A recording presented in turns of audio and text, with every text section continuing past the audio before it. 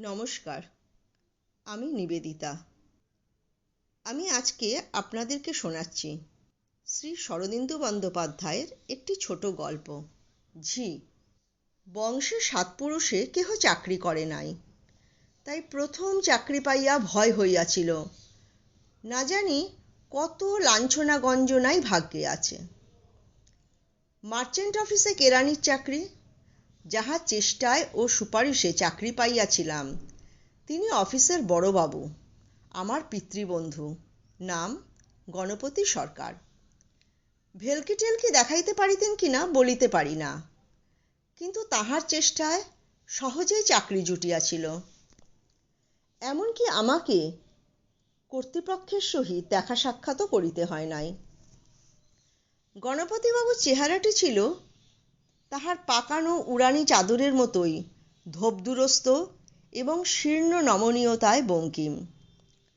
তাহাকে নিংড়াইলে এক বিন্দু রস বাহির হইবে এমন সন্দেহ কাহারও হইত না। ক্রমশ জানিতে পারিয়াছিলাম তিনি বিলক্ষণ রসিক লোক, কিন্তু তাহার সরসতা ছিঁচকে চোরের মতো এমন অলক্ষ্যে যাতায়াত করিত যে সহসা ধরা পড়িত না। তাহার একটি মুদ্রাদোষ ছিল। কথা বলিবার পর তিনি মাঝে মাঝে মুখের বাম ভাগে এক প্রকার ভঙ্গি করিতেন। তাহাতে তাহার অধরষ্ঠের প্রান্ত হইতে চোখের কোণ পর্যন্ত গালের উপর একটি অর্ধচন্দ্রাকৃতি খাঁজ পড়িয়া যাইত। এই ভঙ্গিটাকে হাসিও বলা যায় না, মুখবিকৃতি বলিলেও ঠিক হয় না। যেদিন প্রথম অফিস করিতে গেলাম, গণপতিবাবু আমার সাজ পোশাক পর্যবেক্ষণ করিয়া বলিলেন, আর সব ঠিক আছে, কিন্তু লপেটা চলবে না, কাল থেকে শু পরে আসবে। চলো, তোমাকে বড় সাহেবের সঙ্গে দেখা করিয়া আনি। সাহেবের সামনে বেশি কথা কইবে না। তিনি যদি রসিকতা করেন, বিনীতভাবে মুচকি মুচকি হাসবে, বলিয়া তিনি গালের ভঙ্গি করিলেন। বেশ ভয়ে ভয়েই সাহেবের সম্মুখীন হইলাম। তাহার খাস কামরায় প্রবেশ করিয়া কিন্তু একেবারে অবাক হইয়া গেলাম। সাহেব মোটেই নয়, ঘোরতর কালা আদমি। চণ্ডীর মহিষাসুরকে জলজ্যান্ত নবমূর্তিতে কল্পনা করিলে ইহার চেহারাখানা অনেকটা আন্দাজ করা যায়। বেঁটে মোটা গজস্কন্ধ, চক্ষু দুটি কুঁচের মতো লাল, তাহার উপর বিলাতি পোশাক পরিয়া অপূর্ব খোলতাই হইয়াছে। বয়স অনুমান করা কঠিন, তবে 40-এর নিচেই। প্রকাণ্ড টেবিলের সম্মুখে বসিয়া এক মুখ পান চিবাইতেছেন এবং দেশলাইয়ের কাঠি দিয়া দাঁত খুঁটিতেছেন। পরে জানিতে পারিয়াছিলাম মিস্টার ঘনশ্যাম ঘোষ একজন অতি তুখোড় ও কর্মনিপুণ ব্যবসায়ী। বছরে 1-2 বিলাত যান, সেখানে কোম্পানির বিলাতি কর্তৃপক্ষ তাহার কথায় ওঠে বসে। বস্তুত বিলাতি সওদাগরি অফিসে একজন বাঙালির এমন অখণ্ড প্রতাপ আর কখনো দেখা যায় নাই। আমার সহিত প্রথম সাক্ষাতেই এমন ব্যবহার করিলেন যে একেবারে মুগ্ধ হইয়া গেলাম। ভয় তো দূর হইলই, ইনি যে একজন অত্যন্ত কদাকার ব্যক্তি এ কথাও আর মনে রহিল না। কথায় অমায়িকতায় মুহূর্ত মধ্যে আমাকে বশীভূত করিয়া ফেলিলেন। এই যে বড়বাবু, এটি বুঝি আপনার নতুন অ্যাসিস্ট্যান্ট? বেশ বেশ, দাঁড়িয়ে রইলে কেন, বসো। বড়বাবু, আপনি আপনার কাজে যান না? তারপর বিয়ে থা করেছ নাকি? বেশ বেশ। আরে তোমাদেরই তো বয়স, এখন চাকরি হলো, আর কি, মন দিয়ে কাজ করবে, ব্যাস দেখতে দেখতে উন্নতি। আমার অফিসে কাজের লোক পড়ে থাকে না। নাও পান খাও। আরে লজ্জা কিসের, তোমরা হলে ইয়াং ব্লাড, নতুন বিয়ে করেছ, পান খাও, তা কি আর আমি জানি না? আমার অফিসে ডিসিপ্লিনের অত বাড়াবাড়ি নেই। নাও নাও, হে হে হে। তারপর সুখ স্বপ্নের মতো দিনগুলি কাটিতে লাগিল। চাকরি যে এত মধুর তাহা কোনোদিন কল্পনা করি নাই। কাজকর্ম এমন কিছু নয়, একজন সাধারণ বুদ্ধিসম্পন্ন লোক 2 ঘন্টার মধ্যে সমস্ত দিনের কাজ শেষ করিয়া ফেলিতে জানে। তারপর অখণ্ড অবসর, সমবয়স্ক সহকর্মীদের সঙ্গে গল্পগুজব, বারান্দায় গিয়া সিগারেট টানা। কর্তা প্রায়ই ডাকিয়া পাঠান, তাহার সামনে চেয়ারে গিয়া বসি, তিনি পান দেন, খাই, কখনো বাড়ি হইতে ভালো পান সাজাইয়া লইয়া গিয়া তাহাকে দিই। তিনি খুশি হইয়া খুব রঙ্গ তামাশা করেন, কখনো বা রাত্রির কথা জিজ্ঞাসা করেন। তাহার হাসি তামাশা একটু আদিরস ঘেঁষা হইলেও ভারী উপাদেয়। বস্তুত তিনি যে অত্যন্ত নিরহংকার অমায়িক প্রকৃতির মানুষ, এ বিষয়ে কোনো সন্দেহই রহিল না। গণপতিবাবু কিন্তু মাঝে মাঝে আমাকে সতর্ক করিয়া দিতেন, ওহে বাবাজি, একটু সামলে চলো, কর্তা তোমাকে ভালো নজরে দেখেছেন, খুবই আনন্দের কথা, কিন্তু যতটা রয় সয় ততটাই ভালো। আশকারাপে যেন বাড়াবাড়ি করে ফেলো না, নিজের পজিশন বুঝে চলো। কর্তা লোক খারাপ নয়, কিন্তু কথায় বলে বড়োর পিড়িতি বালির বাঁধ। লক্ষ্য করিয়াছিলাম তিনি কর্তার সহিত প্রভু বৃদ্ধের সম্বন্ধ একেবারে খাঁটি রাখিয়াছিলেন। কর্তা তাহার সহিত হাস্য পরিহাস করিতেন, কিন্তু তিনি বিনীতভাবে মুচকি মুচকি হাসা ছাড়া আর কোনো উত্তর দিতেন না। মাস তিনেক কাটিবার পর একদিন দুপুরবেলা অবকাশের সময় কর্তার ঘরে গিয়াছি। ঘরে পা দিয়াই কেমন যেন অস্বস্তি বোধ করিলাম।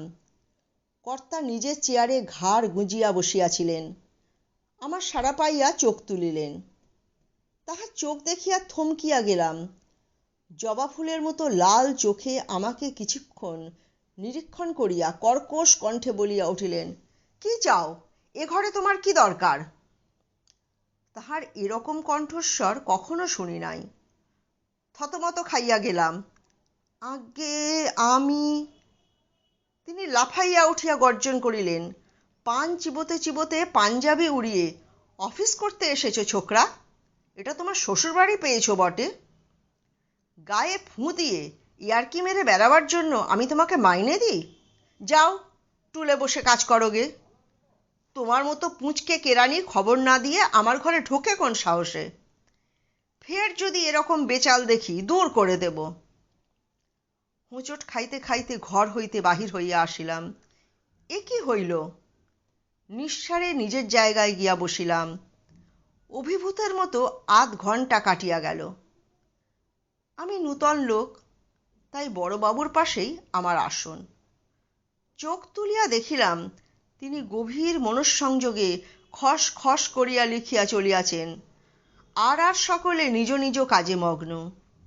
কেহ মাথা তুলিতেছে না। আমি কাঁদো কাঁদো হইয়া বলিয়া উঠিলাম, কি হয়েছে কাকাবাবু? তিনি কোথা হইতে চোখ না তুলিয়াই চাপা গলায় বলিলেন, কাজ করো, কাজ করো। সেদিন সন্ধ্যার পর গণপতিবাবুর বাসায় গেলাম। তক্তপোশের উপর বসিয়া তিনি তামাক খাইতেছিলেন। সদয় কণ্ঠে কহিলেন, এসো বাবাজি। কিছুক্ষণ চুপ করিয়া বসিয়া রহিলাম। লজ্জায় ধিক্কারে মুখ দিয়া কথা বাহির হইল না। শেষে অতি কষ্টে বলিলাম, কি হয়েছে আমায় বলুন, আমার কি কোনো দোষ হয়েছে?